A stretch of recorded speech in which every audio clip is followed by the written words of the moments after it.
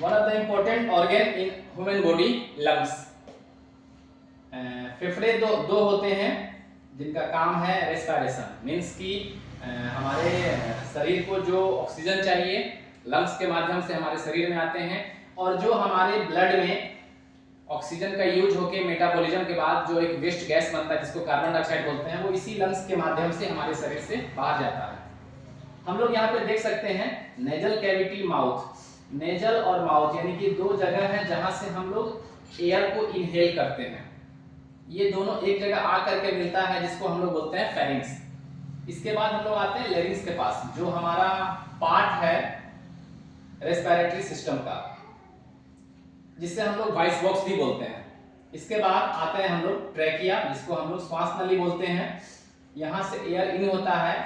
Trachea हमारे यहाँ पे दो पार्ट में डिवाइड होता है जिसको बोलते हैं ब्रोंकाई।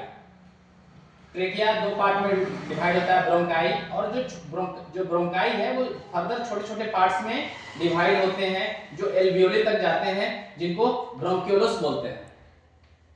एल्वियोली जो कि एक सेक्शन होता है जहां पर कि गैसों का एक्सचेंज होता है, जहां पर कि डीऑक्सीजनेटेड ब्लड हार्ट से आता है और वहां से ऑक्सीजन लेकर के हार्ट में चला जाता है, और एल्वियोली में कार्बन डाइऑक्साइड आता है जो फर्दर श्वास प्रक्रिया के माध्यम से एक्सहेल कर दिया जाता है, हमारे शरीर से बाहर निकाल दिया जाता है। ये जो आप लेयर देख रहे हैं, जो लंग्स के बाहर का लेयर है, ये डबल लेयर में होता है, जो लंग्स को कवर देता है डबल लेयर में, जिसको हम लोग बोलते हैं प्लूरा।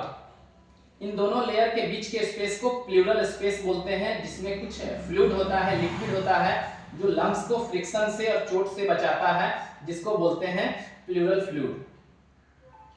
बाकी ये रेस्पिरेटरी सिस्टम का बहुत ही इंपॉर्टेंट पार्ट है ह्यूमन में सबसे इंपॉर्टेंट पार्ट्स है, क्योंकि इसी की मदद से हम ऑक्सीजन ले पाते हैं और कार्बन डाइऑक्साइड छोड़ पाते हैं। Thank you.